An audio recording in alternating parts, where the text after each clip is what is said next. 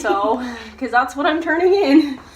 As a journalist, this is something that I hear all the time. People say that journalism is dead or that the newsroom is dead. In actuality, it's just changed a little bit. So,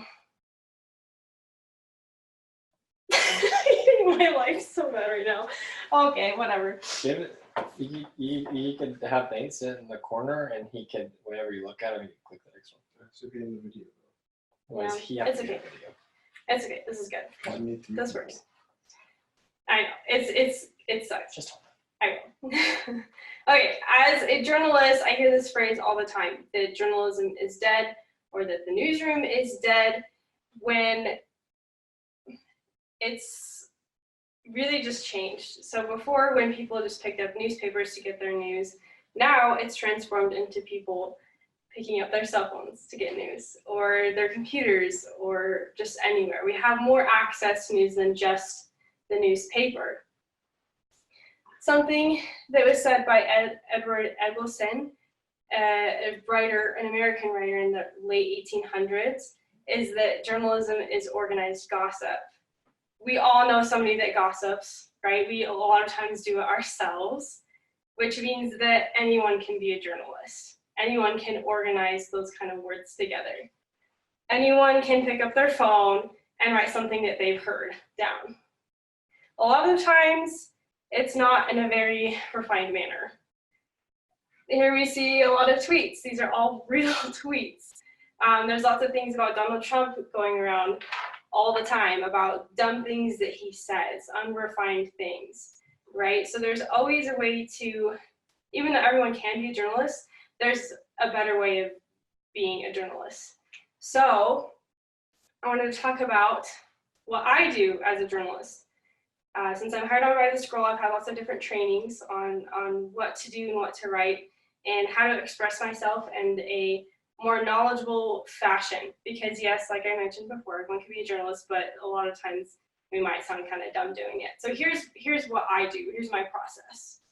First, I observe, then I do some research, then I take a picture or lots of pictures, and I write. I write about my experience.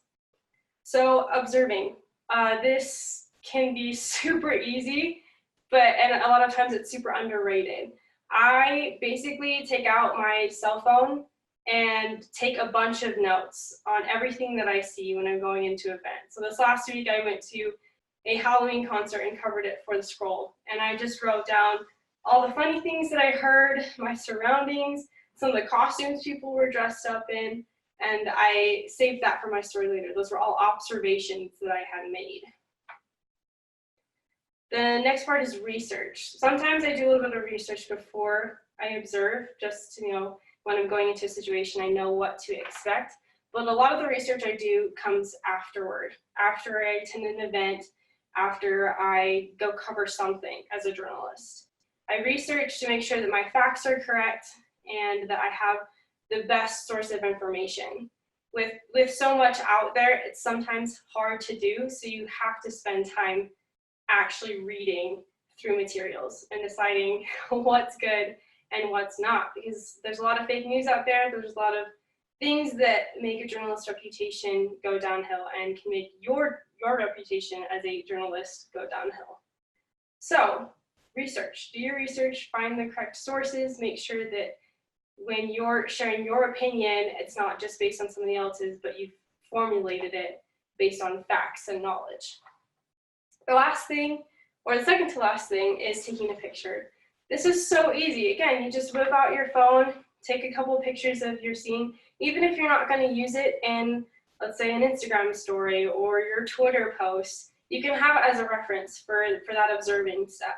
If you forgot what color a sign was or something like that, and you have that picture, you can go back and be like, oh yeah, okay, I remember.